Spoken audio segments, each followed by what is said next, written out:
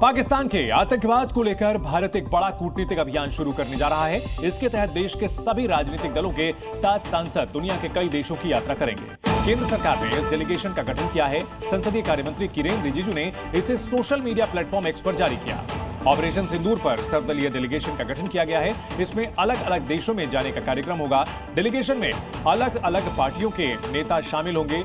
7 सदस्यीय टीम कई देशों का दौरा करेगी। पाकिस्तान के प्रोपेगेंडा को बेनकाब करने का जिम्मा इस डेलीगेशन को सौंपा गया है। इसमें बीजेपी और कांग्रेस समेत तमाम अलग अलग पार्टियों के नेता शामिल हैं। 7 सदस्यों का यह डेलीगेशन है। दुनिया के अलग अलग देशों में जाकर के भारत की ओर से ऑपरेशन सिंदूर को लेकर के जानकारी दी जाएगी। साथ ही साथ पाकिस्तानी प्रोपेगेंडा को बेनकाब किया जाएगा।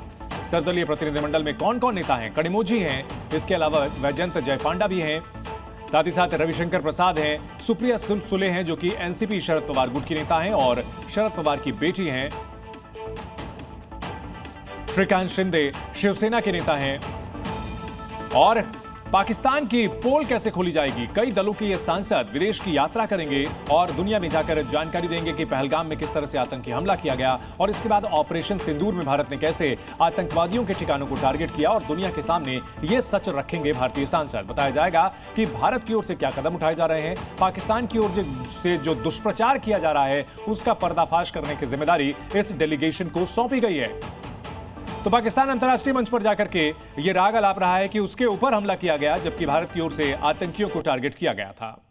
भारत जिस तरह से विकास के मार्ग पर आगे बढ़ रहा है उसमें हम तो वसुधैव कुटुंबकम की अवधारणा को लेकर चलने वाले लोग हैं। हम सबके कल्याण की भावना को लेकर चलने वाले लोग हैं।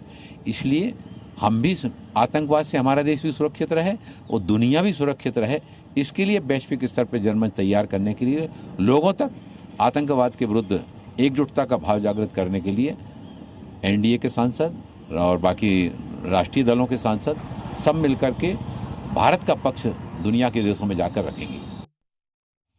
तो देखिए, दुनिया भर में भारत के जो ये सांसद हैं ये जाएंगे और बताएंगे, भारत का पक्ष रखेंगे किस तरह से पहलगाम में बेगुनाह नागरिकों को टारगेट किया गया था और उसके बाद जो पाकिस्तान में बैठे आतंकी हैं उनकी पनाहगाह है। भारत ने ऑपरेशन सिंदूर चला करके आतंकियों के अड्डों को तबाह किया था और ये तमाम जानकारी कन्वे करने का जिम्मा अब इन सांसदों को सौंपा गया है। और डेलीगेशन को लेकर के कांग्रेस ने सवाल किए हैं। हमारे दिए नाम डेलीगेशन में शामिल नहीं है, कांग्रेस की लिस्ट में थरूर नहीं थे, ये कांग्रेस का ये कहना है। तो देखिए, कांग्रेस की लिस्ट में थरूर नहीं थे, कांग्रेस ने ही ये दावा किया है। इस वक्त ये बड़ी खबर आ रही है, कांग्रेस की ओर से वो नाम भी जारी किए गए हैं और दिए गए नाम डेलीगेशन में शामिल नहीं है। तो कांग्रेस आरोप ये लगा रही है कि शशि थरूर को जो शामिल किया गया है इस डेलीगेशन में, उनका नाम तो पार्टी ने दिया ही नहीं था। पिछले कुछ दिनों से थरूर के बयानों को लेकर के लगातार ये सवाल उठ रहे हैं कि वे पार्टी लाइन से अलग जाकर के भी बयान दे रहे हैं और ऐसे में अब कांग्रेस ने इस डेलीगेशन को लेकर सवाल उठाए हैं। जी मीडिया संवाददाता सुमंत कुमार इस बड़े खबर पर हमारे साथ जुड़ गए हैं। सुमंत, इस डेलीगेशन को क्या जिम्मेदारी सौंपी गई है और अभी डेलीगेशन के नाम के ऐलान के साथ ही विवाद भी छिड़ गया है?